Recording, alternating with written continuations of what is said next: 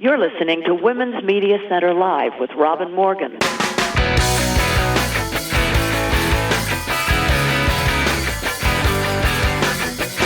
Welcome to Women's Media Center Live. I'm Robin Morgan. I realize it takes a bit longer to recover from these past few weeks' stress than I had quite anticipated. Make that past few months. In fact, make that a year, or how about 4? It is comforting to know that my informal polling reveals that friends don't bounce back with a happy chirp quite so quickly either. We kind of crawl our way into the now, blinking at the light, peering around, muttering, "Is it over yet?" Well, no, not quite yet. Over will be January 5th, the date of the Georgia primary. Over will be January 20th, when Biden and Harris are sworn in. Not positive, given the way Trumpism rises and walks until you drive a stake in its heart, if it will even ever be over then, since the poisoned legacy will remain for quite a while. None of which is to even begin to mention the presence of the pandemic, a great poisonous cloud hanging over the Republic, a metaphor for the politics we have just barely, by the proverbial skin of our teeth, managed to escape. Well, that's a cheery way to begin what is actually our Thanksgiving show.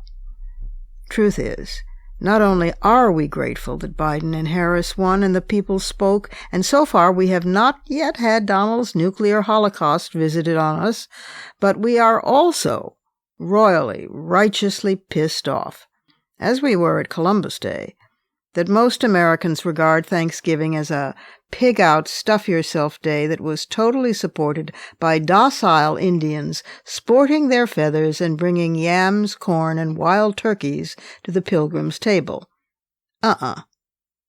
James Madison himself inveighed against, quote, religious proclamations by the executive branch recommending Thanksgivings and fasts, because although recommendations only, that implies a religious agency, making no part of the trust delegated to political rulers, and it seems to imply and certainly nourish the erroneous idea of a national religion, period, close quote.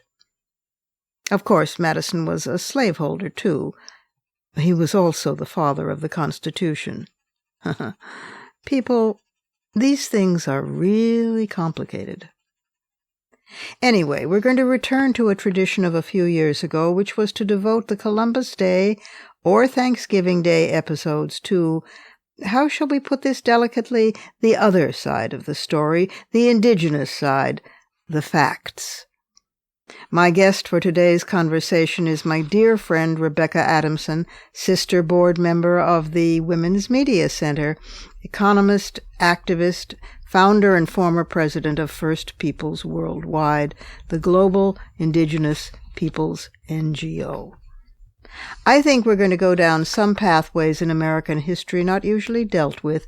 They might be particularly useful this year, since fewer of us, those who actually care for our lives, will be traveling or sitting at table, gorging ourselves alongside 14 relatives with whom we cannot bear to sit. Think of the aggravation we'll be saved. But before we save any aggravation, we need to go deep, deep inside the headlines.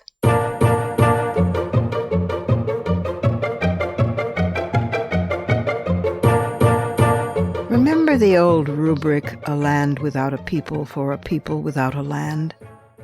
It was promulgated most recently about Palestine-Israel for European Jews who were fleeing the Nazis. But it wasn't true then because Palestinians already inhabited the land, and it wasn't true for the New World either. There were approximately as many people living in the Americas pre-Columbian conquest as there were in Europe. Keep that number in mind. Above my desk sits a map of continental North America, for the purposes of these words, excluding Alaska and Hawaii. It shows contemporary state borders that we can easily recognize as those of New York or California or Florida, But overlaid on those borders and bulging through them are hundreds and hundreds of names, peoples, tribes, nations, civilizations.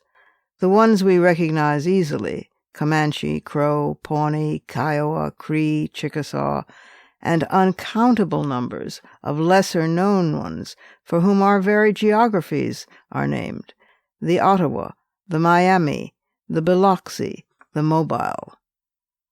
I keep the map there to remind me daily that the land on which I dwell in New York City goes far, far back, more than 7 times 7 generations, and was inhabited by many before me. Perhaps most recently, just pre-European invasion, by the Lenape, who lived and fished and loved and laughed across what is now New York down to Delaware and over to what's become Pennsylvania, and who had settlements throughout Mannahatta, including around the beaver pond that is now Times Square, and down in lower Mannahatta's west side. They farmed on earlier earths than that enjoyed by my little urban garden. There's no knowing how to begin this story because the beginnings are shrouded in myth and mist, with cultures like the Mississippian, yes, the river was named after them, known for building earth mounds, who around 500 Common Era, CE, composed a series of urban settlements and satellite villages linked by loose trading networks. Their largest city was Cahokia, a major religious center located in what is present-day southern Illinois, or the Adena people, a group of hunter-gatherers who nonetheless formed well-organized societies living in parts of present-day Ohio, Indiana, Wisconsin, West Virginia, Kentucky, Pennsylvania, Maryland, and New York. The Adena were the very first mound builders, back in about 1000 BCE, before Common Era. Or let's look at New Mexico, where researchers found a cave painting appearing to depict a supernova explosion. The orientation of a crescent moon and stars indicate that the art represents the Crab Nebula, discovered in 1054 CE by Chinese astronomers. These were cave dwellings carved and inhabited by the ancient Anasazi, whose lives remain mysteries, although researchers found that they had built themselves a solar observatory, suggesting that the sky was central to their way of life. So great is our ignorance about this land. We know the Apache and Cheyenne as fierce warriors, but only from actors in old Hollywood movies wearing walnut-stained makeup. The Great Sioux Nation, the Hopi, the peaceful ones of the Southwest, they're known to each other, but we've been blinded to them. And the Cherokee, driven from their ancestral homeland near northern Florida onto the Trail of Tears, that long, long march in which thousands died and the rest found themselves stranded in an utterly alien landscape, Oklahoma. These are all peoples who died, as most other native peoples did, not from glamorous conquest by the Spaniards or the English or the French, not what we were taught in grammar school. Within 200 years of Columbus and the onset of conquest, 3/4 of America's population had been erased. Smallpox, yellow fever, measles, bubonic plague, cholera, influenza, and many other infectious diseases that had not existed in the Americas. The native populations here back then were descended from migrants crossing the Siberian land bridge from northern Asia thousands of years earlier, so they remained relatively isolated and had absolutely no immunity.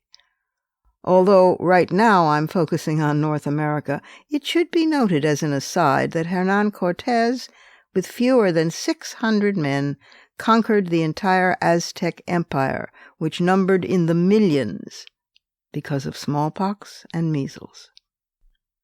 Back here up north, the first recorded epidemic swept through New England from 1616 to 1619, killing an estimated 95% of the indigenous Algonquian peoples living there, and throughout the 1630s and 40s, smallpox claimed 50% of the Huron and the Iroquois.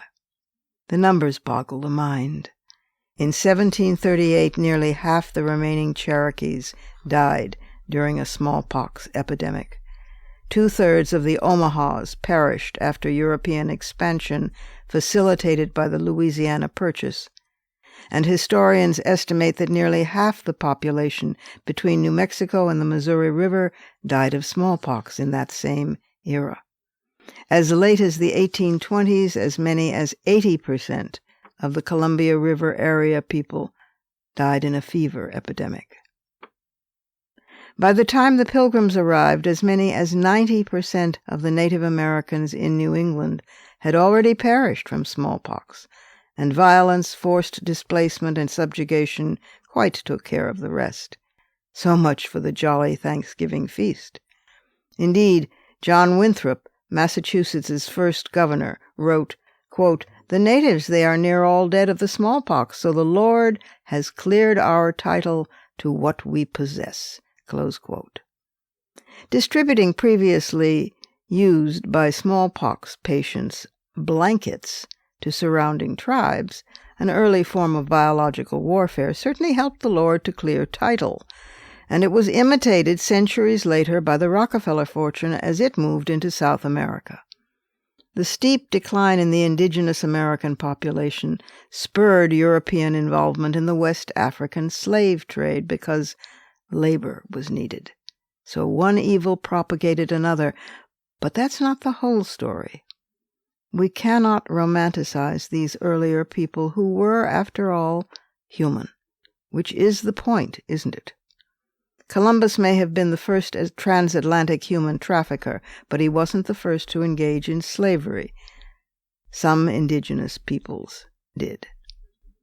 The day after Columbus landed in 1492 on an island in the present-day Bahamas, he wrote about the peaceful Taino people. With 50 men, they could all be subjected and made to do what one wished. The following year, he had 17 ships that dropped 1,500 prospective settlers on Caribbean beaches.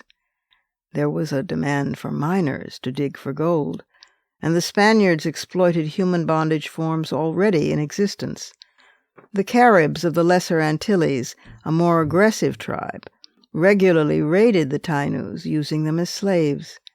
By 1517, the native Taino population had declined from an estimated 300,000 to only 11,000, and within 10 more years, the villages were empty.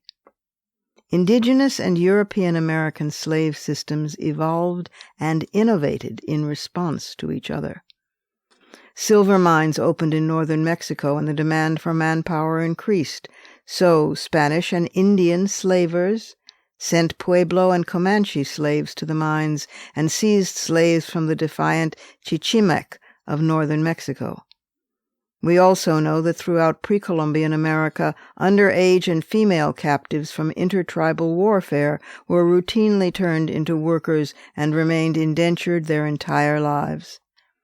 War prisoners made up a servant underclass in the mound-building cultures, and that succeeding tribes, the Choctaw, Cherokee, and Creek, perpetuated the practice of serfdom, or keeping a stock of what was called those who are owned. Some of these same tribes participated in the buying and selling of African American slaves to work Indian-owned plantations. When the Civil War broke out, there was a painful divisive splitting of Southern indigenous nations into Confederate and Union allies. It wasn't uncommon for stronger tribes to focus on weaker ones. In the Southeast, the Chickasaw regularly took slaves from the Choctaw. In the Great Basin, the Utes stole women and children from the Paiute and then traded them to Mormon households who were happy to pay for them. By the mid-18th century, the Comanche military machine had put the brakes on Spanish expansion, as their cavalry regiment of 500 disciplined horsemen went on an 800-mile journey north as far as the Arkansas River and south within a few hundred miles of Mexico City, plucking slaves from Apaches, Pueblos, and Navajos as their prime currency in business deals with Mexicans, New Mexicans, and Americans. Until the U.S. government conquered them, the Comanches held sway over 250,000 square miles of the American and Mexican borderlands. The Navajo called the 1860s, when their entire tribe was hounded for enslavement and incarceration, the fearing time. But this was nothing compared to the assault from Europe or from the settlers already here. For instance, the killing in California between 1846 and 1873. The U.S. victory over Mexico in early 1848 opened the way to the last great American land rush in 1850, but in between there were 2 years of lawlessness, plus the discovery of gold in 1848 multiplied immigration and aggressive colonialism, including pervasive racism toward the state's peaceful, diverse native population. They were denigrated as animal-like diggers, diggers being a pejorative term based on their food-gathering customs. Political, military, journalistic, and civic leaders co-created open season on these people. They shut Indians out of participation in and protection by state legal systems. They granted immunity to those who attacked them. The state legislature funded state vigilantism, and California's first governor, Peter Burnett, pledged that, quote, "A war of extermination will continue to be waged until the Indian race becomes extinct," close quote. The settlers were boastful about their murders, keeping numerous records of how many hundred were killed here, how many thousands there.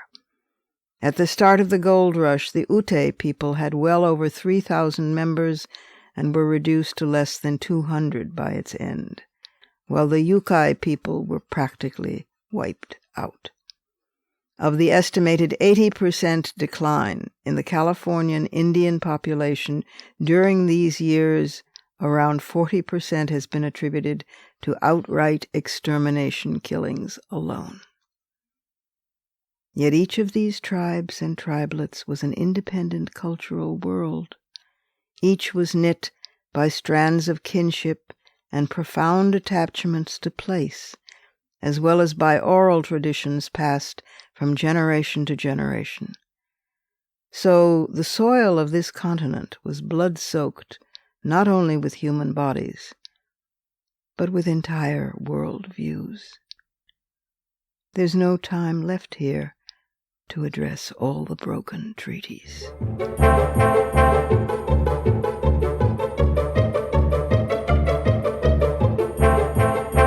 Time for our first break, but don't worry, there's a lot more coming up.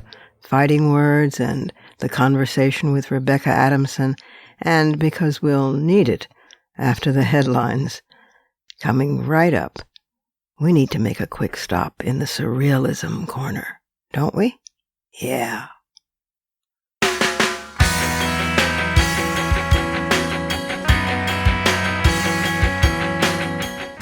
Subscribe to this program on your favorite podcast platform and leave us a review. Follow us on Twitter at WMC Live, like our Facebook page at facebook.com/WMC Live, and visit us at WMCLive.com for more information about our show and our guests. You're listening to Women's Media Center Live with Robin Morgan.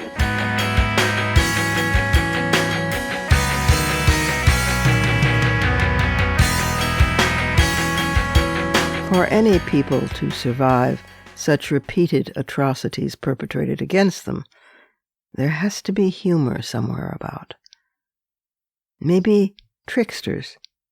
If there are tricksters about, we must be in the surrealism corner.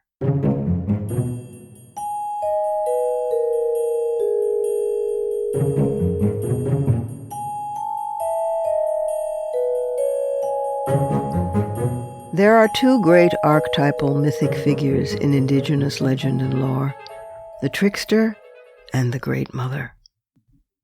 The trickster, in Western tradition, the Lord of Misrule or Loki, just two of many examples, enacts everything from mischief to sometimes malevolence, but mostly the trickster's more on the naughty side of things than the wicked.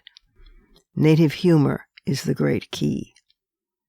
Since moral lessons and societal order are embedded in storytelling, especially in trickster stories, humor becomes a way to understand and to heal from both personal and historical trauma, as well as a way to fight adversity. The Dakota and Lakota people say that Heyokas, Dakota comedians who are considered sacred, have power, and that they share that power of laughter with us by doing things backwards and with funny antics. But there's always a direction or a plan or a lesson on how to grow, how to see things, how to heal, based on the antics of the Heyokas. With the Great Mother, you're in a different territory. All Native peoples believe that everything originally came from the female and still does. So, First Woman, Earth Woman, Corn Woman, Spider Woman, White Buffalo Woman to the Lakota, Sky Woman to the Iroquois, Thought Woman to the Keres, and, I love this one, Hard Beings Woman to the Hopi. These are only some of her names and manifestations. As well, of course, as Grandmother Turtle Island, the island on which the earth itself is formed. All these are different metaphors and manifestations of origin stories and creativity told via the creatrix herself. I could not recommend more highly some of any of the superb myths and legends compiled by formidable Native scholar Laguna Pueblo Sioux Paula Gunn Allen. Anthologies like Voice of the Turtle, Spider-Woman's Granddaughters, The Sacred Hoop, and so many more. These are truly magical tales.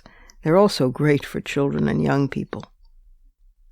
The combination of power in the female, not a standard combo, and humor in the male, also not standard run-of-the-mill, that's pretty unbeatable as a combination. Not that either quality is totally restricted to either sex. In fact, they combine when nature and agriculture meet, for example, amusement and language. As in, for instance, many Native peoples thinking that it's hilarious that, while denouncing them as primitive, we have adapted so many of their words into English. As a tiny example of many, barbecue, caribou, chipmunk, chocolate, cougar, hammock, hurricane, mahogany, moose, opossum, potato, skunk, squash, toboggan, and woodchuck. You see, there's really not all that much difference between the real and the surreal.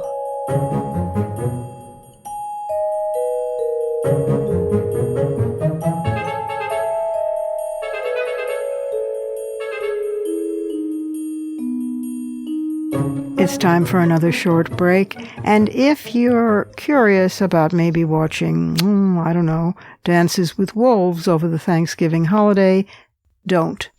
Instead, hunker down and listen to Rebecca Adamson instead. She's coming right up.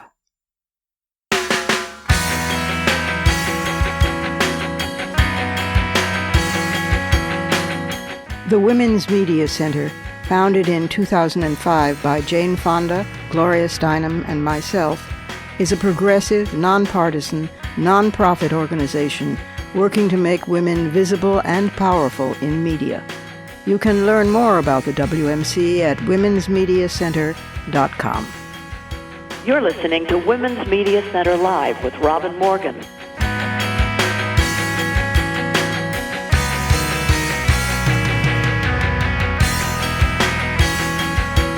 My guest for today's conversation is Rebecca Adamson, who is a Cherokee economist, activist, and groundbreaking Indigenous leader. In 1980, she established First Nations Development Institute, the premier Native American development nonprofit in the United States. Through First Peoples Worldwide, which she founded in 2005, she established a new field of culturally appropriate, values-driven development. She's published extensively on Indigenous economics and human rights issues, and she is the co-author of The Color of Wealth, the story behind the U.S. racial wealth divide, which won the Myers Outstanding Book Award in 2006. She is a sister member of the Women's Media Center, and I'm delighted to welcome her back to Women's Media Center Live. And Rebecca. Welcome back, Rebecca. Welcome back to the program. It's fantastic to be back with you, Robin. Well, you're becoming a recidivist. You're a regular on this. So I'm trying in my superficial cursory fashion to cover a tiny fragment of the hundreds and hundreds and hundreds of nations and people, from agricultural to plains people to pueblos to stone cairns who inhabited specifically the continental North America before the coming of the invaders, all the way from the Abenaki people to the Zuni. But yours is the voice we need to bring us up to date on what is happening now, because you are irreplaceable and an elder and a general smart cookie. So take it away. Well, first I want to say I love being an elder. I love being an elder as much as I love being on your show. It's just wonderful to be from an Indian cultures that really respect the elders and look forward to our wisdom and our strength. I know. I wish I were part of that. I'm an elder. I know you get an honor. I'm an elder without the honor. So there you go. Anyway, go on.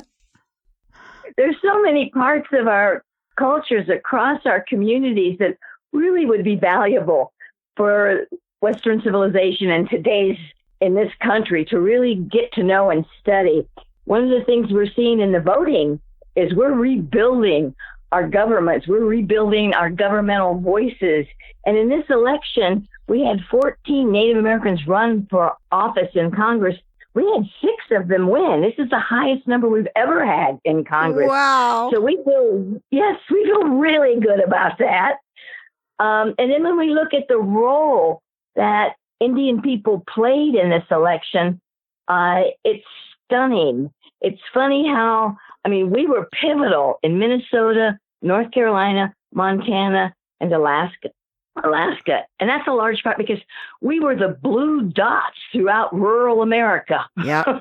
And these blue dots are crucial. We actually changed the outcome in Arizona, Nevada, Michigan, and Wisconsin. It's Fantastic. incredible we were mobilized. Like in Arizona, the Navajos are being decimated by COVID and 93% turnout to vote for Biden. Despite the pandemic. Absolutely. Wow. We are actualized and organized, and we're here to stay.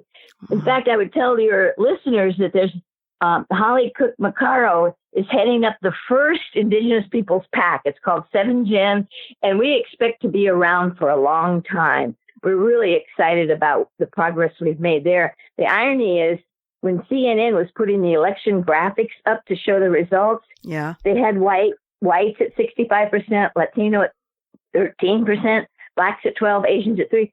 They called us something else. That was the graph category. Oh my God.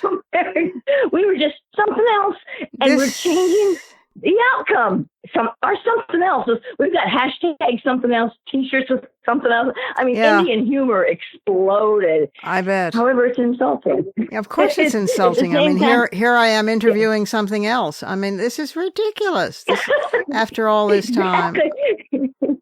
So coming from something else, I want to also get to COVID because it's on everybody's mind. Yeah. We're still waiting for this government to release our COVID funds.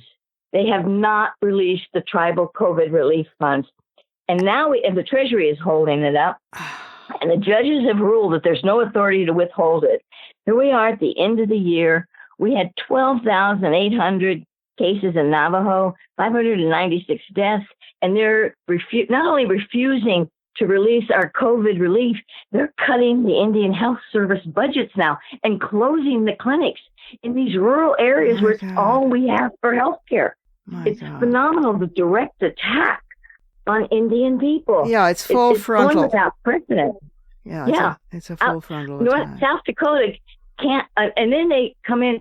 South Dakota is a very hot spot. So is North Dakota now. Yeah, I know the Dakotas were very hard hit with COVID. Yeah. So they've cut the funding to the health clinics. The governor, who is an absolute Trump sycophant, has decided that the only course we had was to do medical checks coming onto the reservation.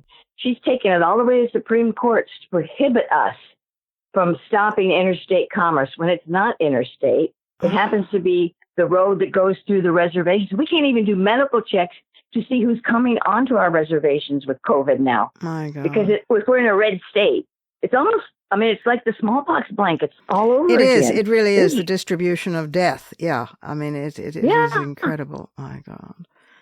And I think you could probably speak eloquently about it, but it in the middle of all of this, and you add this COVID compounded to our murdered and missing women. We have 5,712 murdered and missing women, and only 116 of them have ever been reported and logged in. So we've got 10 times higher murder than women do, 10 times higher murder rate for Indian women than anywhere in the country. We also have 84% of our women have actually directly experienced violence. All this is going on, and we had no protection, not even any interest from Congress until our two congressional women, Deborah Ha and Sharice Davids, got to Congress. Oh, Deb Haaland. Yes, Helen, she was on the program. She's wonderful. She was one of the first two Native women in Congress. So, incredible. So she put forth a bill that shook loose some funding? Well, it's shook loose some protections right now because there was jurisdictional issues where if you were a non-Indian, you could go onto the reservation and kill us, and there was no legal enforcement. Oh, I see. So that's why we got close to 6,000 women dead or missing.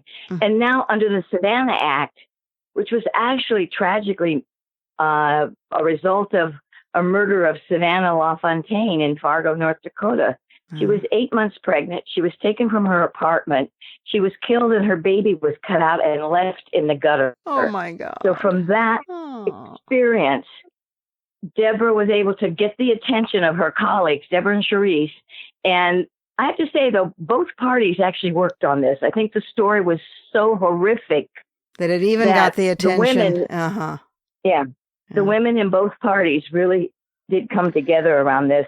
We had no database that tracked these. We'd never had an official law enforcement investigation. Almost 6,000 women dead, not a single investigation.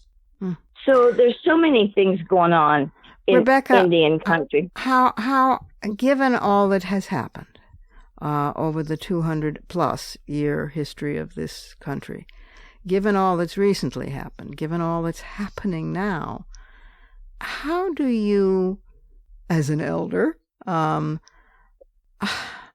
do you keep going? How do you, what center is there in you that you stay positive? You're always warm and loving and encouraging and hopeful. I mean, is there a mystery to it? I don't want to over-sentimentalize it, but how does it affect you personally? You know what? I actually think Native women have so much of a rich history in understanding our own power.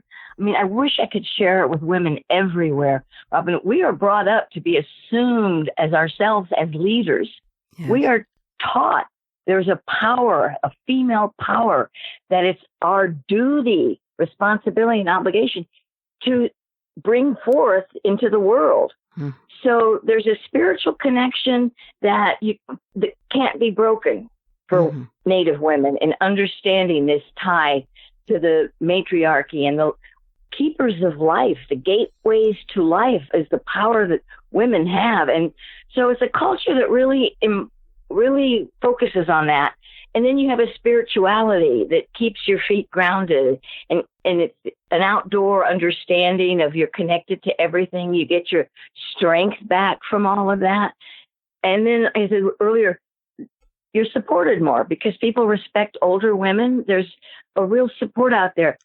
At the same time, another highlight is the youth. The young women coming up now through the ranks are incredible. And the only thing I'd add to all of that is a sense of humor. Indian humor is outrageous.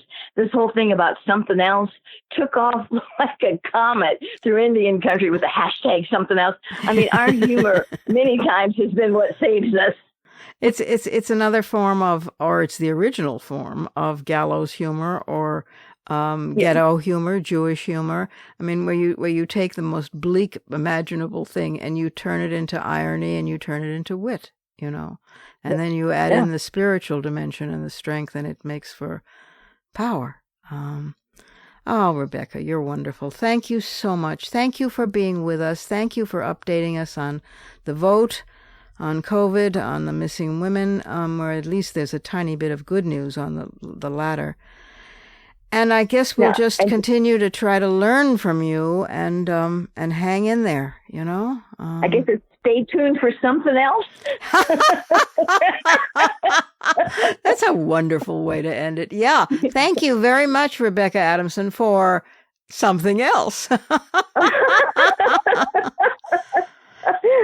You're welcome. I just enjoy any time I have with you, Robin. Now it's time for our final break, but I want to remind you that we'll be on hiatus next week and return the week after next, and I'll return in just a moment with some fighting words.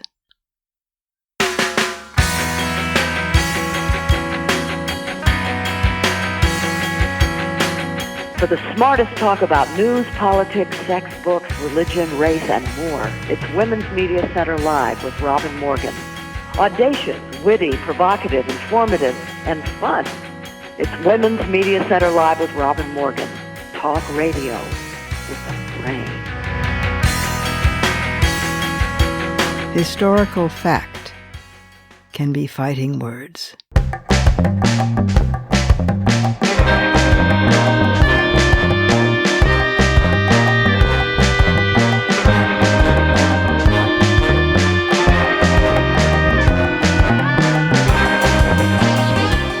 The United States government officially recognizes 562 tribes, which is like saying that a handful of sand is a beach.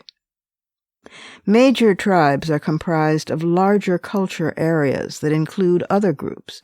For example, the Navajo Nation is comprised of Pueblo people, Apache, Hopi, Ute, and others. Indigenous Americans didn't become U.S. citizens until the passage of the Indian Citizenship Act, as late as 1924, and even then they were denied voting rights until the passage of the 1965 Voting Rights Act. But while the VRA helped improve access, challenges did persist. For example, states often required Native people to renounce tribal citizenship in order to vote, a direct violation of the U.S. Constitution, which provides dual federal and tribal citizenship. Perhaps the greatest example of tribal confederation is that of the Haudenosaunee, or the Iroquois Confederacy, known also as the 5 or later 6 Nation Confederacy, and comprised of the Mohawk, Oneida, Onondaga, Cayuga, and Seneca. It seems to have existed from time immemorial, to this day, making it the first and longest-lasting participatory democracy in the world, one credited far too rarely for being the model for the American Constitution, due to Benjamin Franklin's reverence for the great law of the Haudenosaunee system of government. Interesting, isn't it, that the United States based its constitution not on familiar principles of European governments, but on that of people considered savages? Through this confederacy, each of the nations were united by a common goal, to live in harmony. Each maintained its own council with chiefs chosen by the clan mothers, and dealt with its own internal affairs, but allowed the Grand Council to deal with such huge overarching issues as war, which in turn required the permission of the clan mothers, a permission not always given. The Grand Council's meeting place was and still exists today on Onondaga territory. What makes it unique to other systems is it blends law and values. For the Haudenosaunee, law, society, and nature are equal partners. Throughout most of the 1800s, leading suffragists also followed the Haudenosaunee. Lucretia Mott, Matilda Jocelyn Gage, and Elizabeth Cady Stanton were visiting, studying, documenting, and becoming increasingly influenced by the women of the Haudenosaunee Confederacy because, according to Sally Roche Wagner, executive director of the Matilda Jocelyn Gage Center for Social Justice Dialogue, quote, Native women had power beyond the suffragists' wildest dreams, close quote. Lucretia Mott spent months on Haudenosaunee lands. In 1893, Matilda Jocelyn Gage was both arrested for registering to vote by colonialist authorities and honorarily adopted for her views on women's rights by the Haudenosaunee Confederacy, specifically by the Wolf Clan of the Mohawk. Unlike European women, women of the Haudenosaunee Confederacy had full political and social equality, proof for the suffragists that women's subordination was neither natural nor ordained by God. And then there is the seventh generation principle, which generally refers to decisions made about energy, water, and natural resources, ensuring that those decisions are sustainable for 7 generations into the future. But this can also be applied to relationships, whether friends or lovers, partners or mates or even communities, in that every decision should result in sustainable relationships 7 generations into the future. 7 generations. Can modern Western thought even stretch itself that far ahead? As the Lenape would say, Wanishi, thank you for your friendship. Let that stand for Thanksgiving. Those are my fighting words. Add yours on Twitter, and remember to tag us at WMC Live and use the hashtag #FightingWords.